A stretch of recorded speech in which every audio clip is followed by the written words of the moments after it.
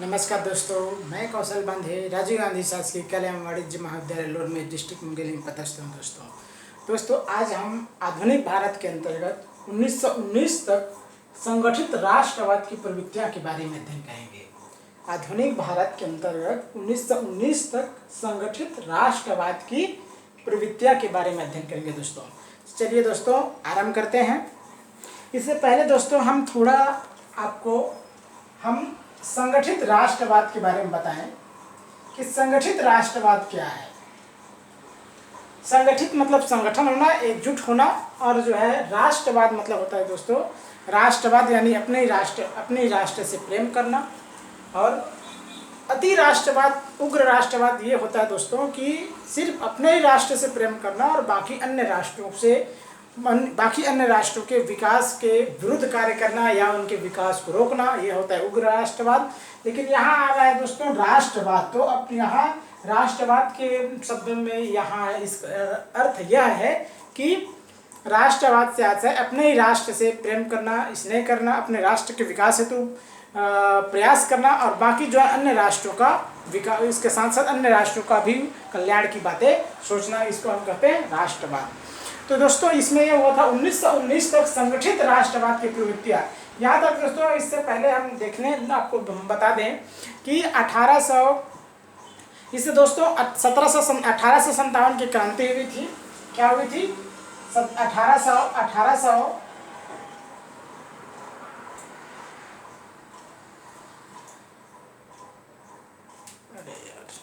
1857 की क्रांति हुई थी दोस्तों। इस क्रांति में क्या हुआ था? 1857 की क्रांति, इस क्रांति में क्या हुआ था दोस्तों? जो इस क्रांति में भी कहीं ना कहीं दोस्तों, इस क्रांति में अभी तक जो राष्ट्रवाद जैसी कोई बात नहीं की गई थी दोस्तों। ठीक है, राष्ट्रवाद जैसे कोई बात नहीं किया गया था। इसमें सिर्फ और सिर्फ ये थी दोस्तों 1857 की क्रांति को कि अपने सिर्फ देसी रियासत को, अपनी रियासत को बचाने के लिए विभिन्न रियासतों के राजा महाराजाओं ने संगठित होकर के विद्रोह किए थे दोस्तों, जिसको हम कह सकते हैं भारत। इसलिए इसको हम क्रांति की भी संज्ञा देते हैं, विद्रोह की भी संज्ञा देते हैं, और विभिन्न इतिहासकारों ने इनको क्या क्या अलग अलग नामों से संबोधित किए हैं। और साथ साथ हम वी.डी. सावरकर कहते हैं कि क्या थे? भारतीय स्वतंत्रता संग्राम थे। यानी कहीं ना कहीं दोस्तों जो 1857 की जो क्रांति हुआ था, यह एक प्रकार का संगठित विद्रोह था। देश के विभिन्न क्षेत्रों में ये विद्रोह हुआ, ये लड़ाई लड़ी गई। परिणाम स्वरूप इसको हम कह सकते हैं भारत का प्रथम स्वतंत्रता संग्राम। क्योंकि इसको इसलिए कहा गया क्योंकि जो 1857 की क्रांति के बराबर जो है या उसके जैसे जो है अभी तक विद्रोह नहीं किया गया था या अभी तक आंदोलन नहीं किया गया था। यह एक विस्तृत आंदोलन था, इसलिए हम कह सकते हैं 1857 क्रांति को, विद्रोह को भारतीय स्वतंत्रता संग्राम का आंदोलन कर सकते हैं। लेकिन जो इसमें राष्ट्रवाद जैसे कोई बात नहीं की गई थी दोस्तों। इसमें सिर्फ एक संगठित राष्ट्र की कल्पना नहीं की गई थी इसमें, और केवल जो है अपने देसी रियासतों को अंग्रेजों से मुक्ति करने हेतु प्रयास किया गया था। और अपने देसी रियासतों को रियासत की रक्षा हेतु जो है, और भारत और जो है अपने देसी रियासतों की रक्षा हेतु अंग्रेजों को अपनी रियासत से भगाने की योजना थी। और कहीं न कहीं अगर विस्तृत अर्थ में ले दोस्तों, तो कहीं कहीं जो प्रयास किया गया था, ये एक प्रकार के, अगर हम भावनात्मक अर्थ में ले तो कहीं कहीं इसमें भी हमें राष्ट्रवाद की जड़ जो है दिखाई देने को मिलता है। लेकिन ये यहाँ चरितार्थ नहीं हुआ दोस्तों। 1857 की क्रांति जब असफल हुई, ठीक है, ध्यान से सुनिएगा दोस्तों, 1857 की क्रांति जब असफल हुई तो उसके बाद राष्ट्रवाद जैसी कोई बात जो है सामने आई दोस्तों। क्योंकि इससे पहले राष्ट्र या देश से कोई बात नहीं की गई थी। इसमें यह नहीं किया गया था कि हमें जो है भारत देश से अंग्रेजों को भगाना है या भारत देश से को आज़ाद कराना है या उनको यहाँ से भगा करके अपनी शासन व्यवस्था कायम करनी है। ये ऐसी कोई व्यवस्था नहीं की गई थी। सिर्फ केवल जो है अपनी देशी रियासतों को बचाने के लिए सिर्फ उत्तर भारत के राजाओं महाराजाओं ने इसमें हिस्सा लिए थे दोस्तों। और भारत के बहुत सारे क्षेत्रों के जो राजा थे, बहुत सारे ये जो है इस विद्रोह में ब्रिटिश शासन के सहयोग भी किए थे। यानी ये यूँ कह सकते हैं कि इसमें राष्ट्रवाद जैसी कोई बात नहीं की थी। लेकिन दोस्तों 1857 क्रांति के बाद जो है भारत में राष्ट्रवाद की जो प्रवृत्तियां हैं, राष्ट्रवाद की जो भावना है, वो दिनों दिन जो है बढ़ता चला गया। और यही राष्ट्रवाद जो है क्या हुआ, बाद में भारत को जो है स्वतंत्र कराने में अपना बहुत ही योगदान दिया दोस्तों। क्योंकि जो भारत जो वर्षों से गुलामी थी, 200 वर्षों से गुलामी थी, इसी राष्ट्रवाद की प्रवृत्तियां ने, अपने राष्ट्र प्रेम की भावना ने भारत को गुलामी की जंजीरों से जो है मुक्त कराया दोस्तों। अब हम इसमें देखेंगे दोस्तों कि 1919 तक संगठित राष्ट्रवाद की प्रवृत्ति।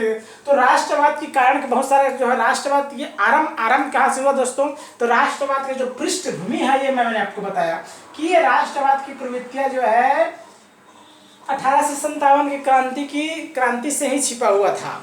ये जब क्रांति जब असफल हुई तब जो लगने लगा कि इतनी बड़ी विस्तृत रूप में ये क्रांति हुई, और जो है इस क्रांति को दबाने के लिए अंग्रेजों को अपनी एड़ी चोटी का जोर लगाना पड़ा और कुछ क्षेत्र पर उनको बहुत ज़्यादा समस्याओं का सामना करना पड़ा, कठिनाइयों का सामना करना पड़ा। परिणाम स्वरूप ये बात भारतीय जनमानस के लोग भी समझ गए कि कहीं न कहीं जो है अगर हम संगठित होकर के ब्रिटिश शासन का विरोध करते हैं, उनके विरुद्ध आंदोलन करते हैं, तो हो सकता है कि हमें भी क्या हो सकता है, स्वतंत्रता मिल सकती है। ये बात जो है 1857 क्रांति के बाद, उनकी असफलता के बाद लोगों को समझ में आया कि भाई अगर हम संगठित रूप से विद्रोह करते हैं तो अंग्रेजों को हम परेशान में डाल सकते हैं, हम क्या है, हम भारत देश को स्वतंत्र करा सकते हैं। ये जो प्रवृत्तियां जो है दिनों दिन बढ़ता चला गया दोस्तों।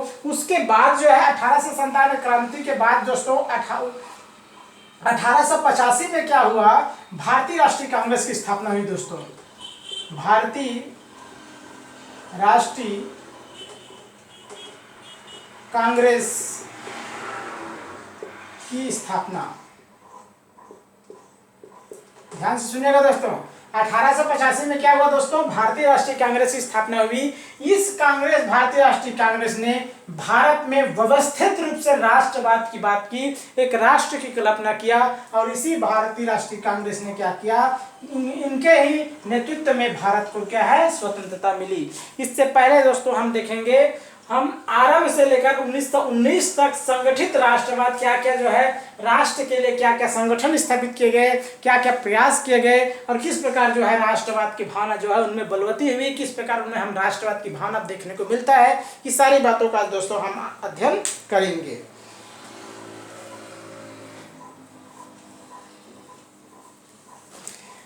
चलिए दोस्तों देखते हैं, भारत में राष्ट्रीय चेतना के विकास के साथ साथ राजनीतिक संगठनों का भी विकास हुआ दोस्तों। जैसे जैसे दोस्तों भारत में राजनीतिक चेतना आई, वैसे वैसे भारत में राजनीतिक संगठन भी स्थापित किए गए। इन संगठनों की एक विशेषता इनकी धर्मनिरपेक्षता थी। जितने भी भारत में संगठन स्थापित किए गए वे जो है क्या थी, वे धर्मनिरपेक्ष थे। किसी एक धर्म विशेष को लेकर ये संगठन स्थापित नहीं की गई थी। हालांकि बाद में एक धर्म विशेष को लेकर संगठन स्थापित किया गया, अनेक धर्म को लेकर संगठन स्थापित किया गया, लेकिन उस समय तक जब आरंभिक में जब लोगों में राजनीतिक चेतना आई, उस समय जब संगठन स्थापित किया गया था, उसमें कोई धर्म को लेकर संगठन स्थापित नहीं की गई थी दोस्तों। और ये जो संगठन थे दोस्तों, किसी जाति या धर्म विशेष को लेकर नहीं स्थापित की गई थी, न बनाया गया था। इसमें सभी जाति वर्ग के प्रतिनिधि जो है शामिल होते थे, और वर्ग विशेष के हितों की सुरक्षा के लिए इसमें जो है ये विभिन्न संगठन जो है बनाई गई थी दोस्तों। इसमें सभी वर्ग के हितों की सुरक्षा के लिए संगठन बनाई गई थी।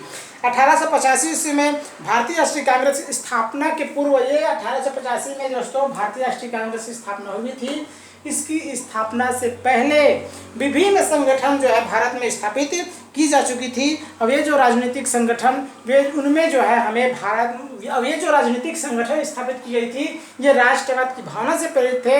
इन्होंने भारत की सेवा के लिए, भारत के कल्याण के लिए जो संगठन स्थापित की गई थी, और किसी इस प्रकार जो है इस प्रकार जो है 1885 के भारतीय राष्ट्रीय कांग्रेस की स्थापना से पूर्व जो है विभिन्न संगठन भारत में काम कर रही थी और वे भारत में राष्ट्रवाद को बढ़ाने का प्रयास कर रही थी दोस्तों। इसमें इसके अलावा बहुत सारे ऐसे व्यक्ति भी हुए दोस्तों जिन्होंने भारत में राष्ट्रवाद की भावना को बढ़ाया, राष्ट्र प्रेम की भावना बढ़ाया, लोगों में राष्ट्रीयता की भावना पैदा की। उन्हें मुख्य रूप से राजा राम मोहन राय, आपका दयानंद सरस्वती, ईश्वर चंद्र विद्यासागर, आपका स्वामी विवेकानंद, इन सभी ने दोस्तों भारत की जो सामाजिक बुराई थी, जो भारत के जो अंग्रेजों के द्वारा जो भारत की सांस्कृतिक जो है संस्कृति को समाप्त करने की जो उनकी सोच थी, उसको इन्होंने फिर से जो है भारत के वैभवशाली सांस्कृतिक स्थिति को, सांस्कृतिक परिदृश्य को उन्होंने उभारने का प्रयास किया और फिर से भारत में राष्ट्रवाद की भावना पैदा की। इसी के साथ ही दोस्तों राजा राम मोहन राय ने भारतीयों में राजनीतिक चेतना पैदा की और इन्होंने ब्रह्म समाज की स्थापना करके एक प्रकार से भारत में सामाजिक जो बुराई थी उनको दूर करने का प्रयास किया। इसके अलावा दोस्तों 1928 में इन्होंने विद्या चर्चा संस्थाओं की स्थापना की जो धार्मिक, नैतिक, सामाजिक एवं राजनीतिक प्रश्नों पर क्या करती थी, वाद विवाद करती थी। 1885 में राजा राम मोहन राय ने विद्या चर्चा संस्थाओं की स्थापना की दोस्तों। 1828 में राजा राम मोहन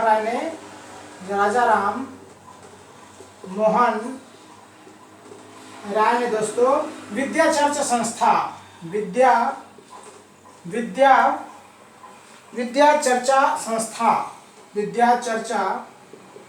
संस्थाएं इनकी स्थापना की दोस्तों।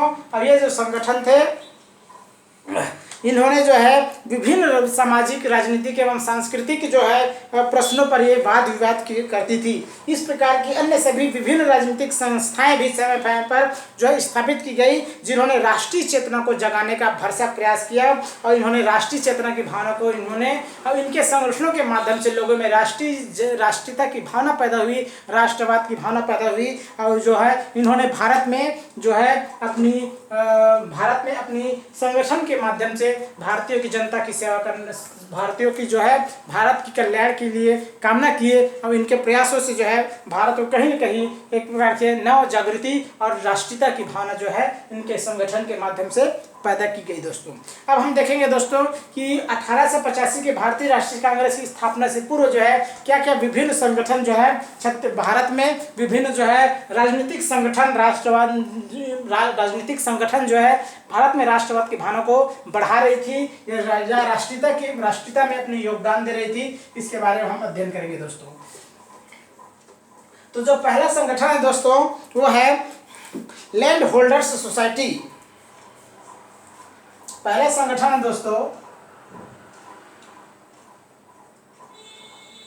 Land holders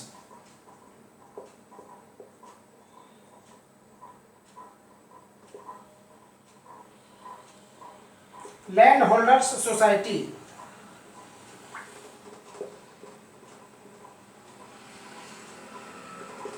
land holders society इसी को कहते हैं दोस्तों जमींदार सभा।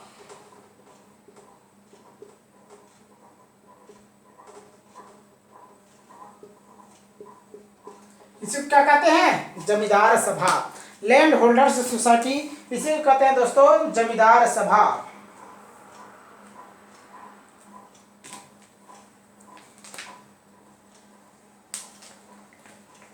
इसकी स्थापना दोस्तों 1837 में कलकत्ता में हुई। इसकी स्थापना जो है 1837 में कलकत्ता में हुई दोस्तों। कहाँ हुई? इसकी स्थापना 1837 में कलकत्ता में हुई। यह संगठन बंगाल, बिहार और उड़ीसा के जमींदारों की संस्था थी। ये किसकी संगठन थी दोस्तों? बंगाल, बिहार और उड़ीसा। बंगाल, बिहार और उड़ीसा। बंगाल, बिहार और उड़ीसा के जो जमींदार थे इनकी एक राजनीतिक संस्था थी दोस्तों। यद्यपि यह मूलतः जो है जमींदारों का संगठन था और उनके ही स्वार्थ की रक्षा के लिए इस संगठन की स्थापना की गई थी। फिर भी इसका उद्देश्य जो है रंग, वर्ण, जन्म स्थान या धर्म का भेदभाव किए बगैर जमींदारों के आम स्वार्थों की रक्षा करना और जमीन में दिलचस्पी रखने वाले सभी वर्गों के बीच मैत्रीपूर्ण संबंध स्थापित करना था। इस प्रकार यानी कहीं ना कहीं दोस्तों ये जो लैंड होल्डर सोसाइटी जो जमींदार सभा जो स्थापित किया गया था, ये 1837 में इनकी स्थापना कलकत्ता में हुई थी। इसमें बंगाल बिहार उड़ीसा के सभी जमींदार शामिल थे। अब इसका उद्देश्य यद्यपि जमींदारों के स्वार्थ के लिए पूरा जमींदारों की रक्षा हेतु की गई थी यह संस्था की स्थापना, लेकिन कहीं न कहीं ये संगठन भी जो है भारत में राष्ट्रीयता की भावना पैदा की। ये संगठन विभिन्न वर्गों, विभिन्न धर्म, विभिन्न जाति, विभिन्न भाषा, विभिन्न संप्रदाय, इनमें जो है भेदभाव नहीं करती थी और सबके बीच इन्होंने मैत्रीपूर्ण संबंध स्थापित करने का प्रयास किया। दोस्तों इनके जो प्रमुख नेता थे प्रसन्न कुमार ठाकुर, राधाकांत देव, इनके जो प्रमुख नेता थे दोस्तों प्रसन्न कुमार ठाकुर,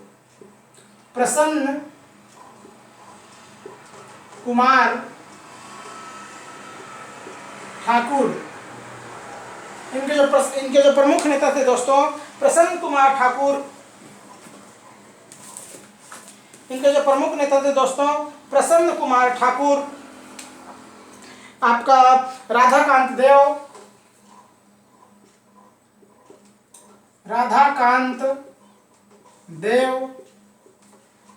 आपका द्वारकानाथ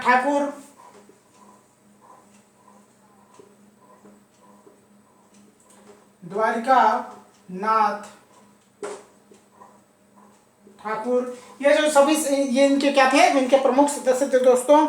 इसमें अंग्रेज जमींदारों को भी शामिल किया गया था। इस सभा ने कंपनी सरकार के सामने अनेक मांग रखी, जिनमें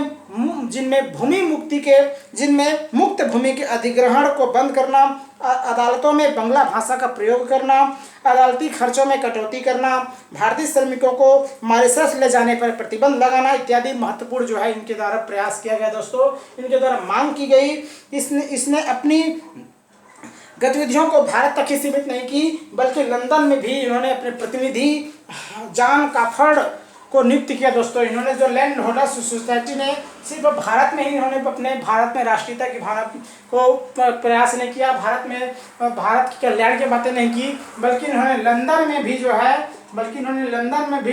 जो है इनके प्रतिनिधि जो थे जॉन काफर्ड को इन्होंने नियुक्त किया था। दोस्तों अब इसने जो है ब्रिटिश इंडियन सोसाइटी के सहयोग से ब्रिटिश संसद में अपनी मांग के समर्थन में जो है जनमत प्राप्त करने का भी इन्होंने प्रयास किया था। दोस्तों सोसाइटी के कार्यों की समीक्षा करते हुए प्रसिद्ध विद्वान जो है दोस्तों डॉक्टर राजेंद्र मित्र ने कहा है कि मैं लैंड होल्डर्स सोसाइटी को इस देश में स्वतंत्रता का अग्रदूत समझता हूँ। इस प्रकार क्या स्वतंत्रता का अग्रदूत समझता हूँ, उन्होंने किसने कहा है दोस्तों? डॉक्टर राजेंद्र लाल मित्र ने।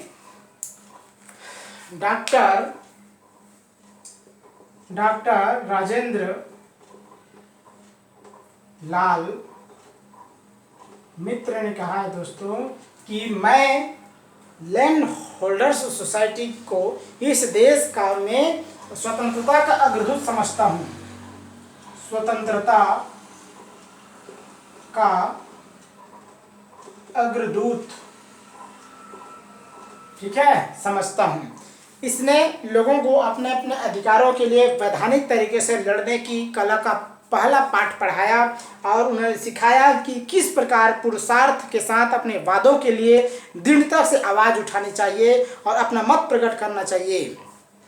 परंतु दोस्तों इस प्रकार दोस्तों लैंड होल्डर्स सोसाइटी ने कालांतर में जो है इनके जो प्रयास किया गया, इनके द्वारा जो भारत में इनके द्वारा जो किया गया प्रयास ने भारत में राष्ट्रवाद की जो है जड़े को प्रबल प्रदान किया। इस प्रकार दिनों दिन स्थिति इनकी अच्छा होती गई। परिणाम इन्होंने भारत में राष्ट्रवाद में महत्वपूर्ण सहयोग दिया। दोस्तों इस संस्था ने लैंड होल्डर्स सोसाइटी ने, और उसके बाद जो है 1843 तक आते आते दोस्तों 1843 तक आते आते ये जो संस्था है, ये संस्था जो है कमज़ोर होती चली गई। दोस्तों 1843 तक आते आते ये जो संस्था है, ये संस्था कमज़ोर होता चला गया।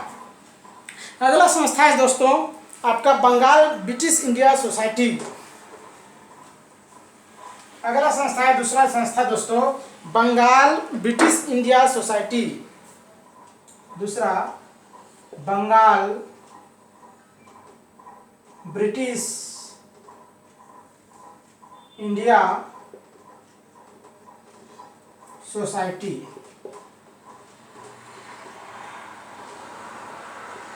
Bengal British India society. दूसरा संगठन है दोस्तों बंगाल ब्रिटिश इंडिया सोसाइटी। इसकी स्थापना दोस्तों ये कहाँ किया गया था?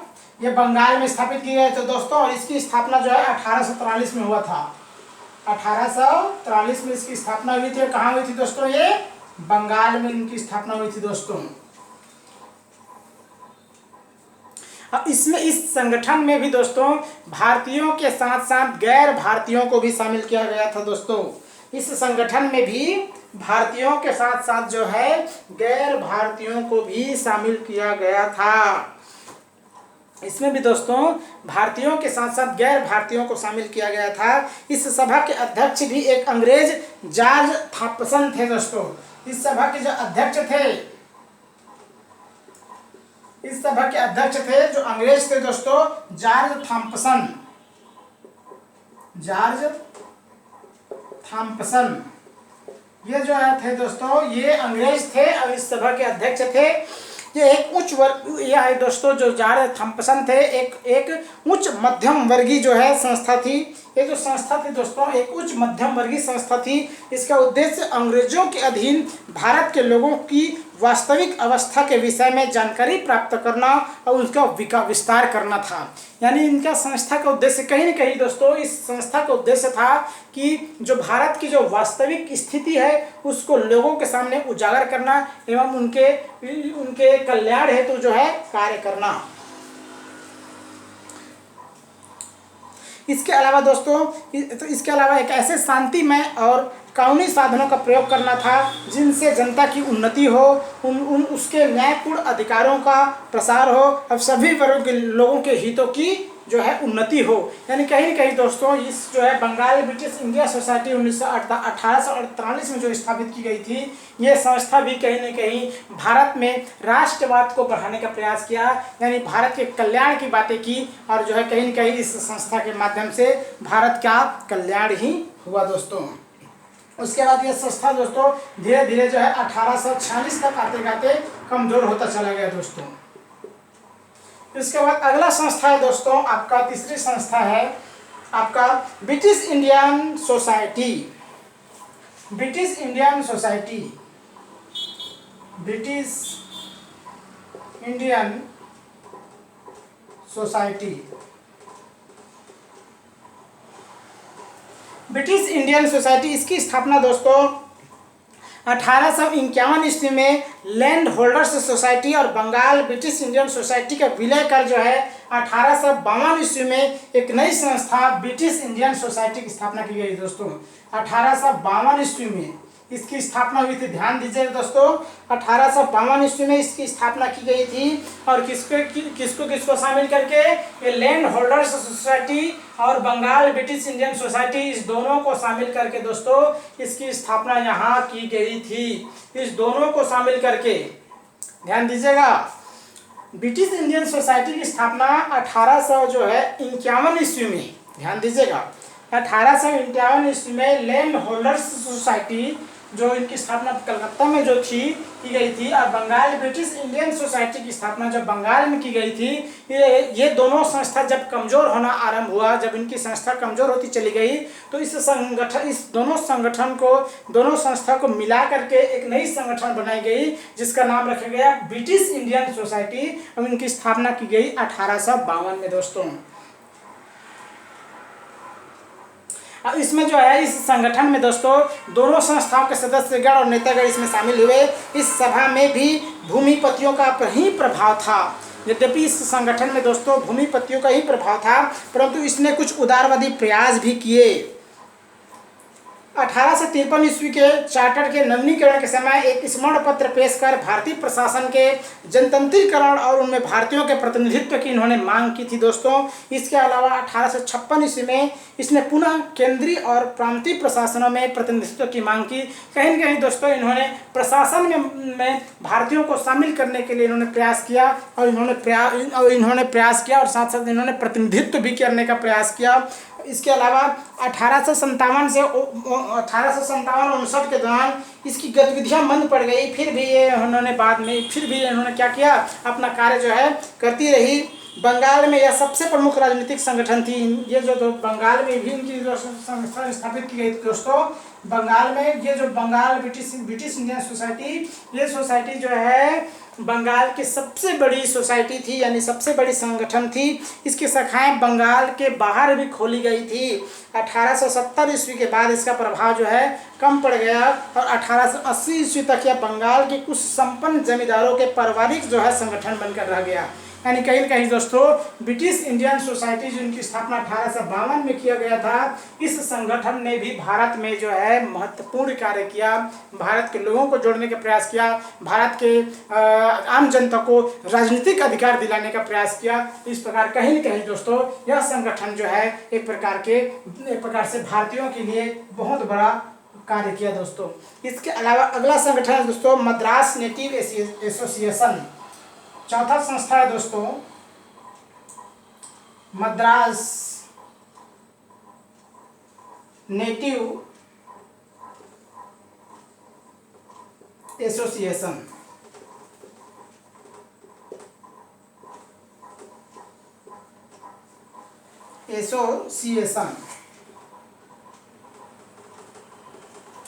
मद्रास नेटिव एसोसिएशन बंगाल की तरह मद्रास में भी यह एक प्रकार का राजनीतिक संगठन था दोस्तों। मद्रास नेटिव एसोसिएशन बंगाल की तरह मद्रास में इनकी स्थापना की गई थी। ठीक है, मद्रास नेटिव एसोसिएशन ये बंगाल की तरह मद्रास में भी ये संगठन स्थापित की गई थी। और यह संगठन भी राजनीतिक संगठन ही था। और इनमें सबसे प्रमुख जो मद्रास नेटिव एसोसिएशन था, जिसकी स्थापना जो है इसकी भी स्थापना दोस्तों 1852 में की गई थी। और ये क्या था दोस्तों, बंगाल के राजनीतिक जो है संगठनों से प्रभावित था। बंगाल के जो मद्रास नेटिव एसोसिएशन जो है इनकी स्थापना 1852 में की गई थी। यह जो है बंगाल के राजनीतिक संगठन से प्रभावित था। और इस संस्था ने भी 1853 ईस्वी के चार्टर के नवीनीकरण के साथ एक ज्ञापन पेश किया था, परंतु इसने 1857 के विद्रोह की निंदा की। यानी कहीं न कहीं दोस्तों इस मद्रास नेटिव एसोसिएशन ने भी भारतीयों में राजनीतिक चेतना के साथ साथ राजनीतिक अधिकारों के लिए प्रयास किया। और जो है इस प्रकार दोस्तों अगला संगठन है बम्बई एसोसिएशन। पांचवा दोस्तों बम्बई एसोसिएशन।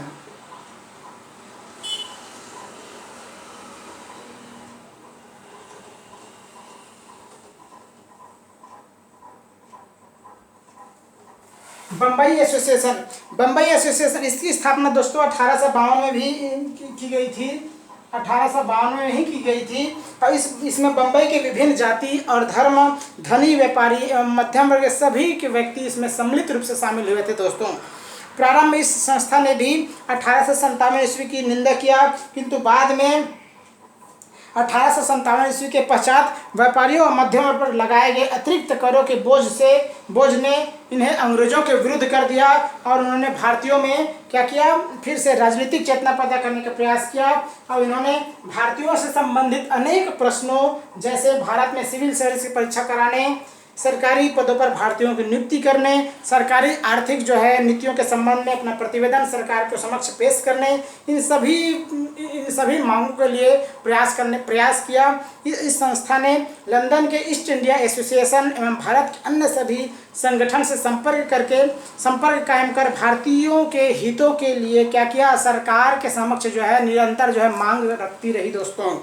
और यह इस संगठन का भी पतन जो है 1878 ईस्वी के आसपास हुआ दोस्तों। इस संगठन का पतन जो है 1878 ईस्वी के आसपास हो गया दोस्तों। यानी कहीं न कहीं ये बम्बई एसोसिएशन ने भी भारतीयों में जो है राजनीतिक चेतना जगाने का बहुत प्रयास किया दोस्तों। बम्बई एसोसिएशन ने कहीं न कहीं भारतीयों में राजनीतिक चेतना जगाने का प्रयास किया। इसके अलावा अगला संगठन दोस्तों पूना सार्वजनिक सभा। छठा संगठन है पूना सार्वजनिक सभा। पूना सार्वजनिक सभा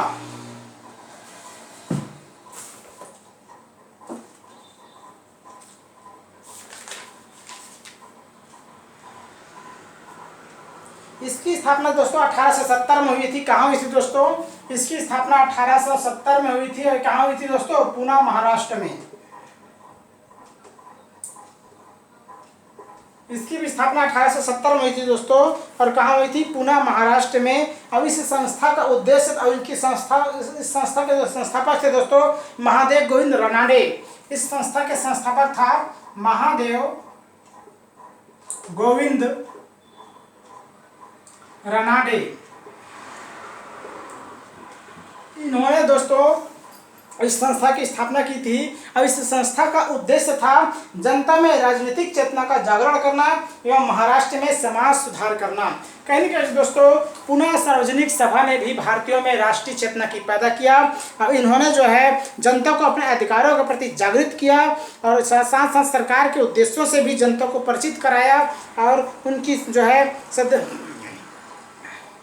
इन्होंने एक तो जनता में भी राजनीतिक चेतना पैदा की और साथ साथ सरकार के नीतियों को भी आम जनता में फैलाने का इन्होंने प्रयास किया। और जो है पुणे सार्वजनिक सभा के जो सदस्य थे इनकी सदस्यता ग्रहण करना एक प्रकार की क्या थी, एक कठोर नियम बनाए गए थे, कड़े नियम इनके लिए बने थे।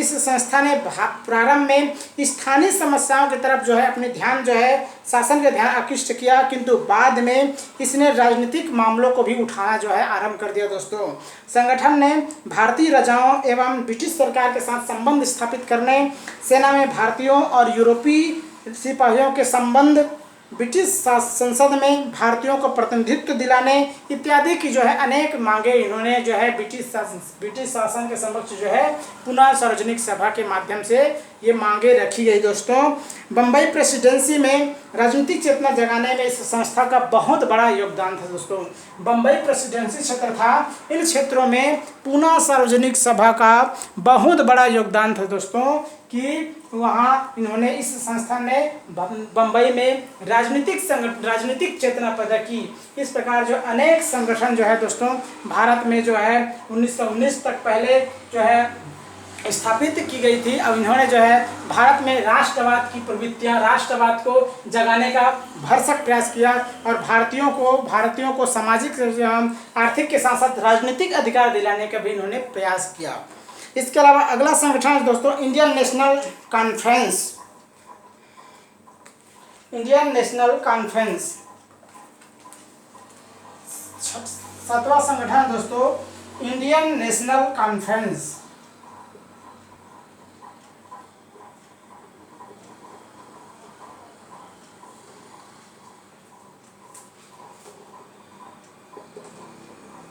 इंडियन नेशनल कॉन्फ्रेंस ये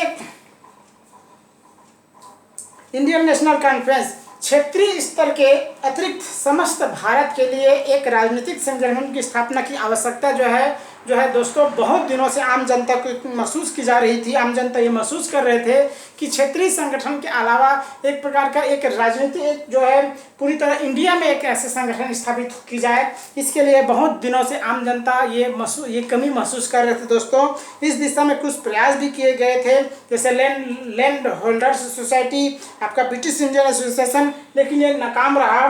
परंतु ये क्षेत्रीय संस्थाएं बनकर ही रह गई। ये जो जितनी भी संस्था थी ये क्षेत्रीय शाखाएं ही बनकर रह गई। अखिल भारतीय स्वरूप जो है इन संस्थाओं को प्राप्त नहीं हो पाई। इल्बर्ट बिल के विरोध और उनके बाद की घटनाओं से क्षुब्ध होकर इंडियन एसोसिएशन के सेक्रेटरी आनंद मोहन बोस ने बंबई में 29-30 दिसंबर 1883 को इंडियन नेशनल कॉन्फ्रेंस की स्थापना है। दोस्तों आपका 29 से 30 दिसंबर 1883 को जो है इंडियन एसोसिएशन के सेक्रेटरी थे आनंद मोहन बोस। इन्होंने क्या किया, कलकत्ता में, ये कहाँ हुई दोस्तों, कलकत्ता में ये हुई, कलकत्ता में 29 से 30 दिसंबर 1883 को एक सभी राजनीतिक संगठनों के प्रतिनिधियों की एक सभा बुलाई। इस सम्मेलन में सिविल सर्विस संबंधी परीक्षा संबंधी नियम में सुधार, आर्म्स एक्ट के को समाप्त करने, भारत में प्रतिनिधि संस्थाओं की स्थापना आदि की जो है प्रमुख मांगे जो थी, इस मांगों को उठाया गया दोस्तों। इस मांगों को ब्रिटिश संसद के समक्ष मांग रखी गई।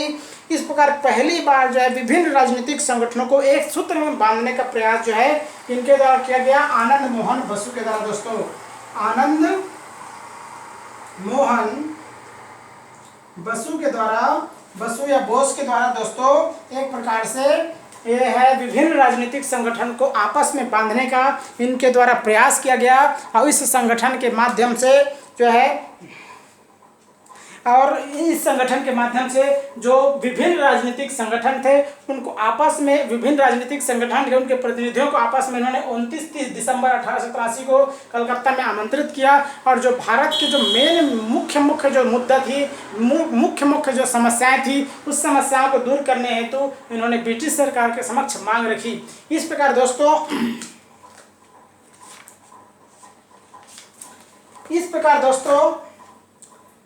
1919 तक इस प्रकार दोस्तों और बहुत सारे राजनीतिक संगठन जो है भारत में स्थापित की गई।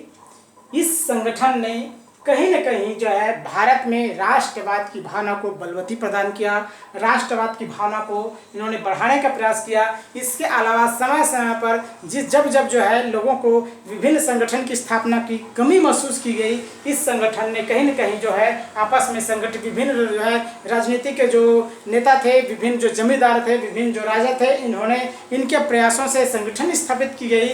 विभिन्न जो समाज सुधारक थे इनके द्वारा एक संगठन स्थापित की गई। अब इस संगठन के माध्यम से जो है कहीं न कहीं भारत की जो मुख्य समस्याएं थी, जो आर्थिक समस्याएं थी, सामाजिक समस्याएं थी, इसके अलावा जो राजनीतिक अधिकार आम जनता को दिलाना था, इस अधिकारों की दिलाने हेतु इस संगठन ने भरसक प्रयास किया। इस प्रकार कहीं न कहीं दोस्तों ये 1919 ये जो संगठन थे, इन्होंने जो है भारत में राष्ट्रवाद को जगाने में भरसक प्रयास किया। उसके बाद दोस्तों जो अंतिम जो बताया था इंडियन नेशनल कॉन्फ्रेंस, इन्होंने जो 29 से 30 दिसंबर 1883 को ये जो संगठन स्थापित किया गया था इस आनंद मोहन बोस के द्वारा, अब ये जो एक केंद्रीय संगठन था, इनके ही प्रयासों के और इनके ही समतर, ध्यान दीजिएगा, इंडियन नेशनल कॉन्फ्रेंस के ही बराबर की तरह एक प्रकार के और इससे अच्छी संस्था बनाने के उद्देश्य से बाद में कालांतर में दोस्तों भारतीय राष्ट्रीय कांग्रेस की स्थापना की गई